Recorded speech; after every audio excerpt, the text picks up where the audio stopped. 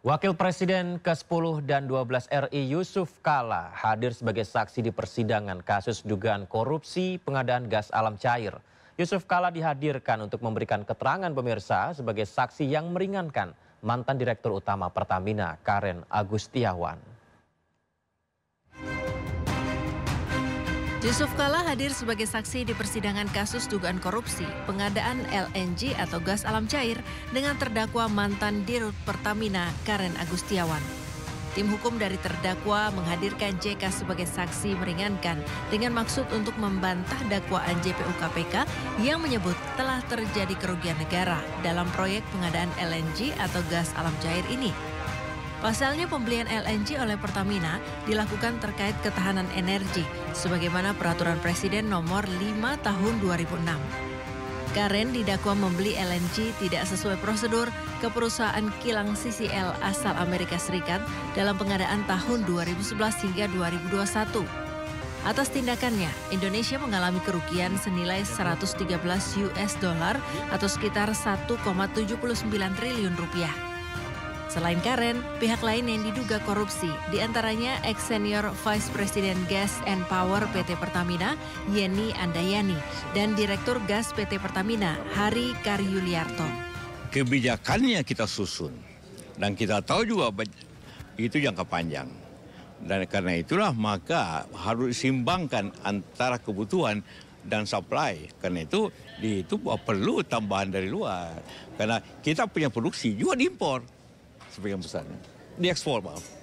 Kan tadi LKPP juga udah menyebutkan tendernya berlarut-larut. Nah, itu tidak terjadi.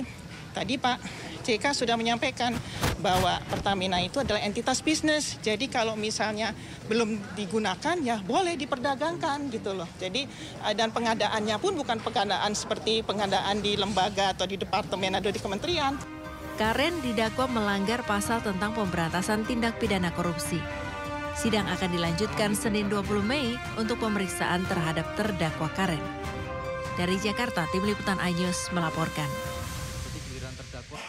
Sebelumnya pemirsa, KPK telah menetapkan Karen Agustiawan sebagai tersangka pada 20 September 2023 lalu.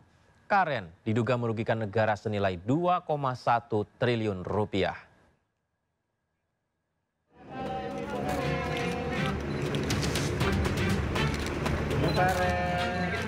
Direktur Utama Pertamina periode 2009-2014, Karen Agustiawan, ditetapkan sebagai tersangka kasus dugaan korupsi pengadaan gas alam cair LNG.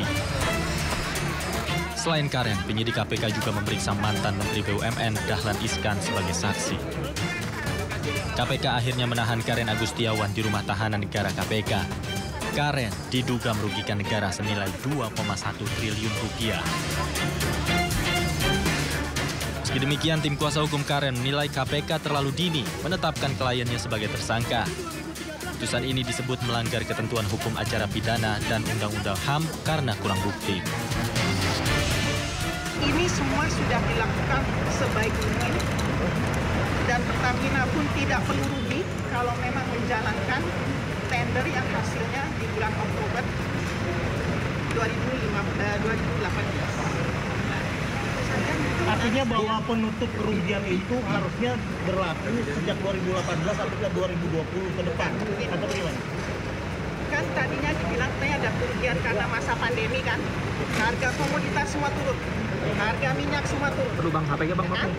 Nah, tapi sebetulnya kalau piawai, karena kita kalau misalnya mengelola volume LNG, itu tahu kapan harus melepas, kapan harus tahan. Meski Karen membantah mengambil untung dari proyek tersebut, namun KPK tetap menahan Karen sebagai tersangka korupsi pengadaan gas alam cair.